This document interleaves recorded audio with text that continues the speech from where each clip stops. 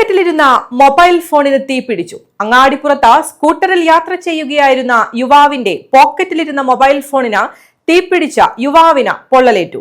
വേനൽ കഠിനമായതോടെ അമിതമായി ചൂടായതു കാരണമാകാം മൊബൈൽ ഫോൺ തീപിടിച്ചതെന്നാണ് പ്രാഥമിക നിഗമനം. ആദ്യം ശബ്ദം ഉണ്ടായി പിന്നെയാണ് ചൂട് അനുഭവിക്കലും. ചൂട് അസഹനീയമായ രീതിയിലുള്ള ചൂടാണ്. അപ്പോൾ ഫോൺ തന്നെയാണെന്ന് മനസ്സിലായിരുന്നു. കാരണം സുസ്മി ബാക്കിലുണ്ടായിരുന്ന വൈഫ് സുസ്മി പുക ഉയരുന്നുണ്ടായിരുന്നു. അപ്പോൾ അവളും കൈയിടാൻ നോക്കി, പക്ഷെ അവളെ കൈ ഞാൻ തട്ടി മാറ്റി. അങ്ങാടിപ്പുറത്ത് സ്കൂട്ടറിൽ യാത്ര ചെയ്യുകയായിരുന്ന യുവാവിന്റെ പോക്കറ്റിലിരുന്ന മൊബൈൽ ഫോണിനാണ് തീപിടിച്ചത്.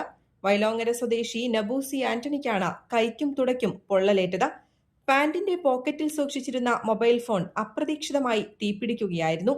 ഭാര്യയോടൊപ്പം സ്കൂട്ടറിൽ സഞ്ചരിക്കുന്നതിനിടെയാണ് സംഭവമുണ്ടായത്. യാത്രക്കിടെ പോക്കറ്റിലിരുന്ന ഫോണിൽ നിന്ന് പുക ഉയരുകയും നിമിഷങ്ങൾക്കകം തീപിടിക്കുകയുമായിരുന്നുവെന്ന് നബു പറയുന്നു. രാവിലെ ഒരു 9:30 ഞാനും ഭാര്യയും കൂടി ജോലിക്കായിട്ട് ഇറങ്ങിയതാണ്. 9:30 ശേഷം വൈകുന്നേരം എത്തിയിട്ടില്ല. അതിനു മുമ്പ് ചെറിയൊരു ശബ്ദം കേട്ടു പോക്കറ്റിൽ നിന്ന്. ഒപ്പം തന്നെ ഭയങ്കരമായിട്ട് ചൂടായി ഫോണ്. ചൂടായപ്പോൾ നമ്മൾ ഫോണ് സ്വാഭാവികമായിട്ടും കൈയിട്ടെടുക്കാൻ നോക്കി. കൈയിട്ടെടുക്കാൻ കിട്ടിയ കൈ പൊള്ളി. അപ്പോൾ പിന്നെ പാൻറ് കൂടി പുറത്തേക്ക് ഫോൺ വലിച്ചെറിയാണ് ചെയ്തത്. ആ സമയത്ത് ഫോൺ പൊട്ടി തുടലിലെ ആ ഭാഗത്തെല്ലാം പൊള്ളലുണ്ടായിരുന്നു. ബാറ്ററി പൊട്ടിയാണെന്നാണ് തോന്നുന്നത്. നബുവിന്റെ ഇടത് കൈക്കും തുടയ്ക്കുമാണ് പൊള്ളലേറ്റിട്ടുള്ളത്. ഉടൻ തന്നെ ചികിത്സയ്ക്കായി സമീപത്തെ ക്ലിനിക്കിൽ പ്രവേശിക്കുകയായിരുന്നു.